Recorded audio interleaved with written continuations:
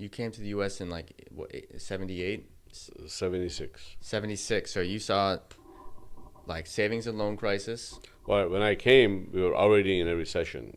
You were in the oil recession. It was the 1973 recession that was still going on, but it was at the turnaround time. So you were in that recession. Yeah, Then but there I was, didn't know what the recession was. I was too young, you know. okay.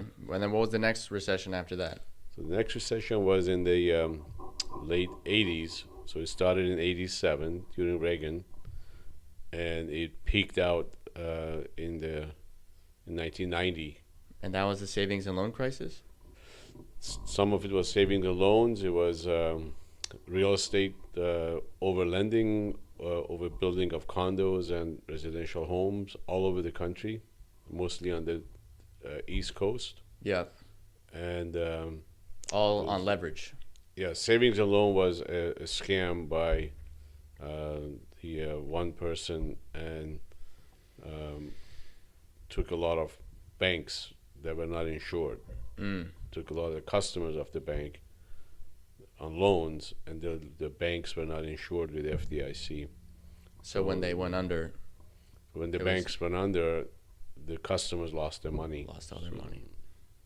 Wow. So then, okay, so then there was that recession. Then there was the dot-com bubble. So dot-com bubble was in 1999, and it went on to, mid 2000s.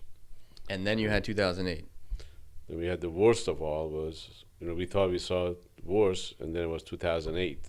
So And I thought that was bad. Now we got this now we pandemic. got this one. So has each recession gotten worse than the last recession? It looks that way. And what about when you were in it? Like, how does this feel for you right now versus like being in the 80s when you had a recession in the 80s? Like I said, it all depends how leveraged you are and how much money you owe to the banks and who is pressing you. Yeah. So maybe I was more exposed, so I felt it more Back then. back then. Yeah. So you have to write these out, and it takes a little bit of financial backing and um, flipping different hats to get through it. So you may feel it less now, but hey, that was a long time ago.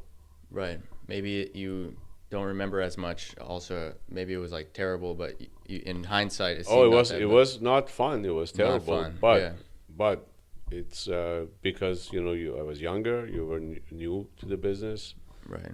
and I think most important factor in real estate in bad time is how you're going to manage your assets and your revenue and your obligations.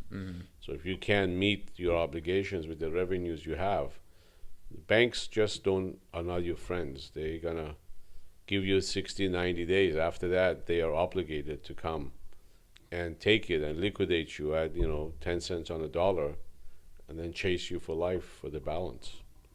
So That doesn't sound good. doesn't sound good, but it's reality.